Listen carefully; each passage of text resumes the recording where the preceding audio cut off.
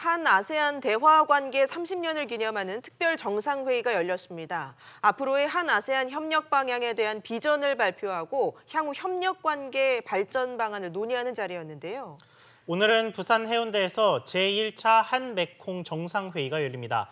아세안 10개국 가운데 캄보디아와 라오스, 미얀마와 태국, 그리고 베트남 등 메콩강 유역의 5개 국가 정상들이 한국과 별도로 갖는 회의입니다. 이 시간에는 한국동남아연구소 연구위원장 경인교대 김희재 교수 모시고 자세한 이야기 나눠보겠습니다. 어서 오세요. 안녕하세요. 안녕하십니까. 네, 먼저 이 한 아세안 특별 정상회의 이게 어떤 행사이고 또 어떤 의미가 있을까요? 우리가 한국과 아세안이 공식적 대화 관계를 수립한 게 30년 전입니다. 예. 그래서 계속 관계를 개선시켜 왔고 이번에 그 세 번째로 한 아세안 간의 어떤 특별 정상회의가 열린 건데요. 예. 사실 아세안은 중국과 일본이 굉장히 강세인 지역입니다. 근데 우리가 처음으로 이 세 번째로 모든 10개국 정상을 모시는 회의를 했다는 것, 이것만으로도 사실은 이 동아시아의 역사를 바꿀 수 있는 굉장히 중요한 사건이라고 볼 수 있습니다. 예. 네, 그리고 아세안 자체를 조금 이야기를 해보면 네. 보니까 10개 동남아 국가가 연합한 이 동남아 국가연합이라고 불리는 곳이던데 네네. 어떤 나라들이 참여를 하고 있는 건가요? 여기는? 지금은 이제 10개국인데요. 1967년도에 처음 시작됐습니다. 사실 시작은 조금 어려웠습니다. 왜냐하면 당시 미국과 베트남이 전쟁을 벌이고 있었고 네. 이 대륙부 동남아 지역은 굉장히 불안한 상황이었습니다. 그래서 싱가포르, 인도네시아, 말레이시아 같은 어떤 좀 자유주의를 지향하는 국가들끼리 좀 뭉쳐서 우리가 그런 공산주의의 위협으로부터 좀 지키자라는 어떤 절박한 상황에서 시작됐는데 지금은 완전히 분위기가 바뀌어서요. 전쟁터가 시장으로 바뀌었습니다. 그래서 이 10개국이 어떤 경제 공동체로서 지금 기능하고 있고 점점 더 가까워지고 무역 장벽을 없애고 있는, 어떻게 보면 지금 세계 경제에서 자유무역의 선봉에 서고 있는 지역이다라고 이야기할 수도 있겠습니다. 예. 그럼 이들 나라들이 우리나라와는 좀 어떤 관계가 있는 건가요? 사실은 예. 우리 국민들께서 많이 이 아세안에 가세요. 그러니까 어떻게 보면은 우리하고 인적 교류가 이미 충분히 이루어졌고 관광도 많이 가시고 하지만 그곳에서 어떤 사업을 한다든지 뭐 어떤 프로젝트를 할 생각은 못 하셨잖아요. 예. 그런데 2년 전에 문 대통령께서 이 인도네시아 자카르타를 방문하셨습니다. 그때 신남방 정책을 표명하셨거든요. 그러니까 이 아세안을 또는 인도를 중국과 뭐 미국, 뭐 러시아 같이 일본 같은 4강 수준으로 확 끌어올리시겠다라고 발표하신 이후에 정부 부처를 비롯해서 어떤 우리나라 전반적인 이 아세안에 대한 인식이 확 바뀌었습니다. 그래서 지금 한 거의 1,100만에 해당하는 이 한국과 아세안의 인적 교류가 있습니다. 예. 네. 그 아세안의 경제에 대해서 조금 더 짚어보죠. 지금 네. 숫자를 보니까 네. 인구는 6억 5천만 명이고 GDP가 2조 9천억 달러 정도 거의 된다. 3억 달러에 달해요. 네, 그 정도 된다고 하는데 그러면 우리나라도 지금 말씀하신 것처럼 이 아세안의 우리나라 내부의 이 어떤 지위랄까요? 의미가 격상되고 있으니까 경제적 파트너로서도 아세안이 굉장히 중요하다 이렇게 봐야 되겠죠. 그렇습니다. 이미 중국 다음으로 우리가 교육 규모가 많은 곳이 바로 아세안입니다. 예. 그리고 점점 더 많아지고 있고요. 특히 베트남이 어떻게 보면은 바캉스 효과뿐만 아니라 우리 네. 기업들, 뭐 삼성전자를 비롯해서 LG가 진출하면서 베트남 사람들 입장에서는 어떤 미국보다 한국이 더 가까운 이웃 또 중요한 경제 파트너로 부상했거든요. 예. 네.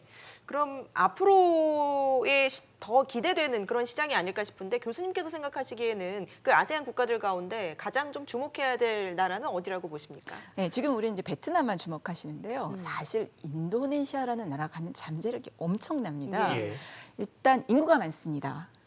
세계에서 네 번째로 인구가 많은 네. 2억 7천만에 육박하는 그런 인구를 보유한 나라일 뿐만 아니라 젊습니다. 전체 인구의 반이 30대 이하예요. 그러니까 앞으로 점점 네. 더 성장성이 커질 것이고요.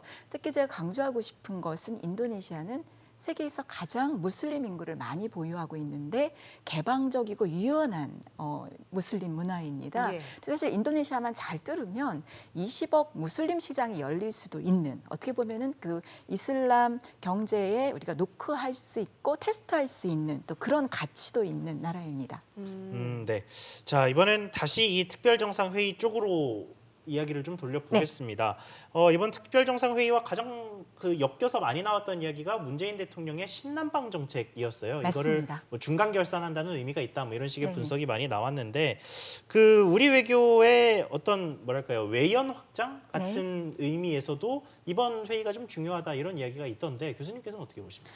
예, 특히 이제 지금 요새 경제가 이제 외교에서도 중요하지 않습니까? 예. 지금 미중 무역 갈등이 심화되고 또 여러 가지 리스크들이 이제 늘어나고 있는 상황에서 아세안은 우리가 굉장히 안정적으로 믿고 함께 성장할 수 있는 그런 파트너로서 가장 어떻게 보면은 좋은 그런 경제 공동체가 아닌가, 이제 이런 생각을 해봅니다.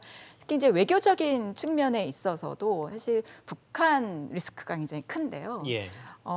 아세안은 유일하게 북한이 참석하는 어떤 다자 회의입니다.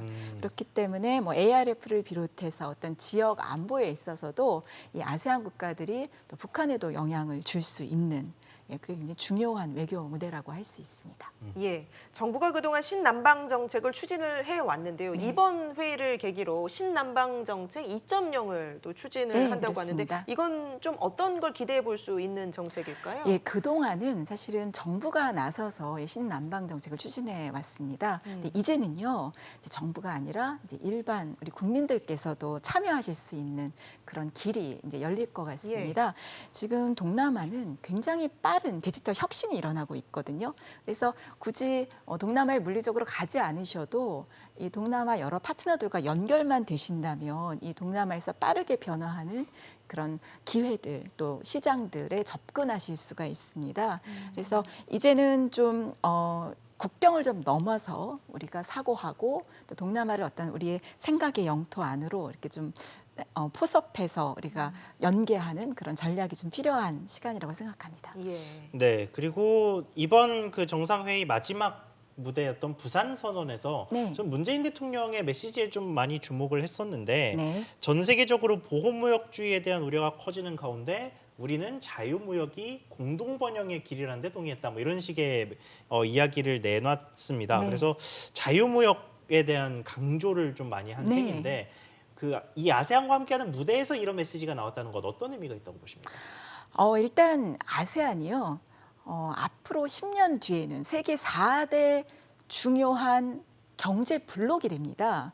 인구가 6억 5천만이에요. 네. 근데 여기 한국까지 아마 포함이 된다면 거의 7억에 육박하는 현재 인구고요. 아까 제가 인구가 굉장히 젊다고 말씀을 드렸기 때문에 아마 네. 계속 성장할 겁니다.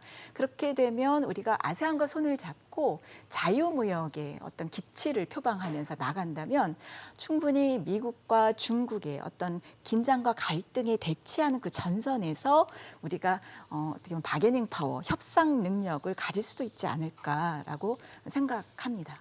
예. 어제 저녁에는 메콩강 유역의 5개국과 함께하는 환영 만찬이 열렸는데요. 이 지역이 특히 좀 중요한 이유가 있을까요? 그렇습니다. 이 지역이 굉장히 경제 성장이 높은 지역입니다. 우리는 이제 뭐 메콩 그러면 약간 좀 저개발된 그런 낙후된 지역을 생각하시는데요. 네. 그렇지 않습니다. 사실 이제 4차 산업혁명 시대를 맞아서요. 없는 게 오히려 메리트인 그런 환경이 지금 급속하게 생성되고 있습니다. 은행 통장이 없기 때문에 시장에 접근할 수 없었던 사람들이 이제 핀테크 활용해서 앱을 활용해서 어떤 온라인 마켓에서 상품을 사기도 하고요.